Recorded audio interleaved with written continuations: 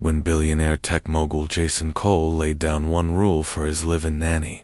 Never show up dressed like she belonged. He never imagined the night she'd break that rule would leave his heart racing and his world crashing down. If this kind of emotional roller coaster is your thing, hit that subscribe button now and turn on notifications. We're bringing you stories that make you feel, think, and gasp.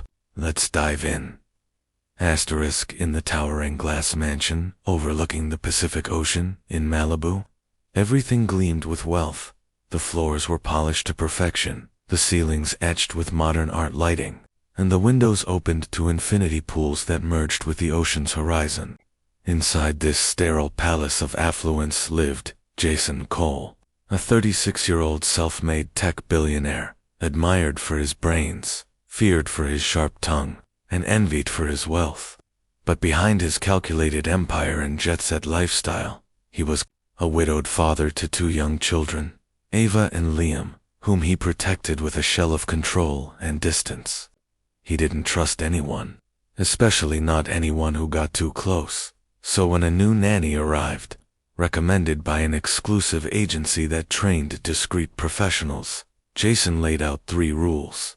1. Always follow the children's schedule. 2. Stay invisible when not on duty. 3. Never dress up or mingle with guests. You're here to care, not to be seen, he had told her coldly on her first day, not even bothering to look up from his tablet. Her name was Elise Hart, 27, quietly intelligent, soft-spoken, and clearly from a more modest background. She had almond-shaped eyes that held quiet storms, and long chestnut hair she always tied in a practical bun. She wore muted cardigans and comfortable shoes, and never spoke unless spoken to. Jason liked that. She was efficient, respectful, invisible. What he didn't notice, or refuse to, was how his children began to bloom under her care. Ava, who had been withdrawn since their mother's death, now painted colorful worlds and giggled again. Liam, prone to tantrums, now fell asleep to bedtime stories Elise made up from scratch, her voice like a warm breeze in a cold room. The household began to feel more alive, but Jason kept his distance. He watched Elise from behind screens, sometimes catching himself lingering too long at the footage of her reading to his kids. But then something happened. One evening, as Elise walked Ava to bed, she hummed a tune Jason hadn't heard in years. It was his late wife's lullaby. He froze. She couldn't have known. He stepped into the hallway, his face taut with confusion. Elise noticed, startled. "Where do you learn that song?" Jason asked, his voice low but trembling. "I didn't. Ava was humming it yesterday. She said her mother used to sing it." That night, Jason couldn't sleep. Elise had awakened something, a thread of memory, grief, and something else, something he wasn't ready to name. Days turned into weeks. Jason began noticing Elise more, the way she tilted her head while listening, the gentle firmness with which she handled tantrums, the way her eyes lingered on sunsets like they held a secret. But he reminded himself of the rules. She was the nanny, staff, distant, invisible. Then came the charity gala, the biggest annual event Jason hosted in memory of his wife. Guests from all over the world flew in. His home became a swirl of tuxedos, designer gowns, and whispered deals. Jason, in his usual tailored Armani, stood at the helm, detached. The children were away for the weekend, but Elise remained in the staff quarters, as instructed. She was not to be seen. She had no invitation, but something inside Elise shifted that evening. Maybe it was loneliness, or the way the music floated up to her attic room, or perhaps it was the faint memory of a life she once dreamed of, before circumstances forced her into quiet corners. So she opened her suitcase and pulled out the one thing she never wore, a long midnight blue dress, simple but elegant. Something she bought years ago for a wedding she never attended. She hesitated, then slipped into it.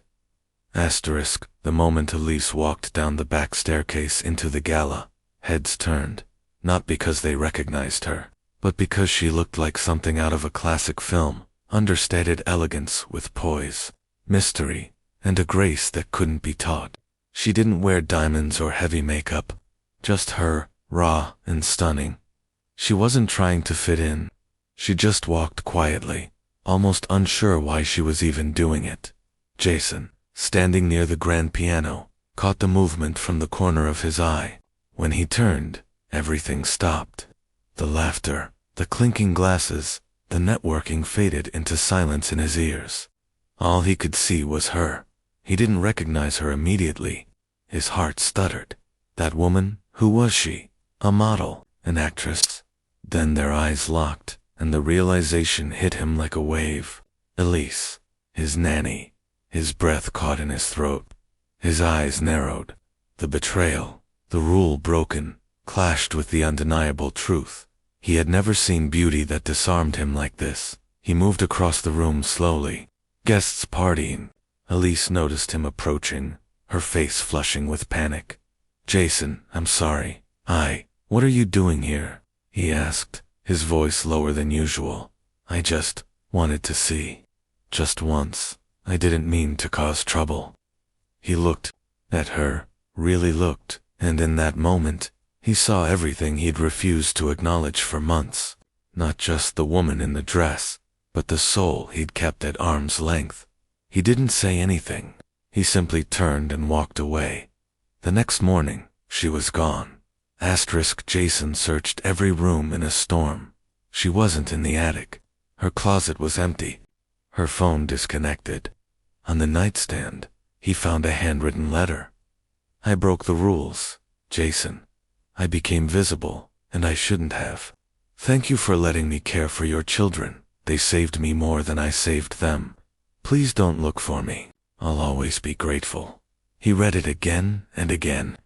For a man who had conquered global markets, Jason realized he had no idea how to handle this kind of loss. For days, he tried to focus meetings, deals, media, but nothing filled the hollow. Ava cried for Elise. Liam refused to eat. Jason snapped at everyone, then at himself. Then one rainy evening, while going through old footage from the home security system, he stumbled upon clips he had never paid attention to. Elise dancing, with Ava in the garden, teaching Liam how to tie his shoes. Sitting alone under the stars, crying silently on her first night in the attic. Something broke inside him. He picked up the phone and called every agency, every contact.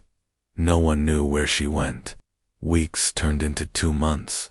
Then, on a random Thursday morning, he received an anonymous tip. A woman matching Elise.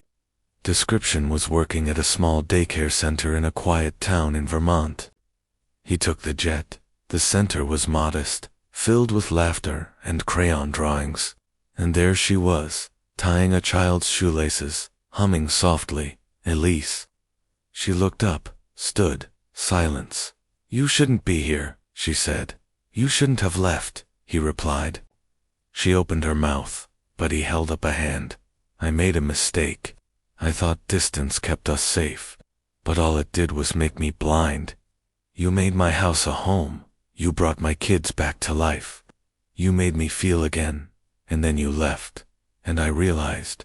I let go of the one thing that actually mattered." Elise's eyes shimmered. "I'm not the kind of woman who belongs in your world, Jason." He stepped closer. "Then I'll leave it. I'll build a new one if you'll be in it." The room faded. The world paused, and she nodded. They returned together, not as employer and nanny, but as two people who had seen each other through silence, storms, and finally, breathless truth. A year later, the same mansion buzzed again, with another gala, but this time, Elise didn't walk in from the back staircase. She stood beside Jason, his wife, holding Ava and Liam's hands, and no one would ever dare call her invisible again.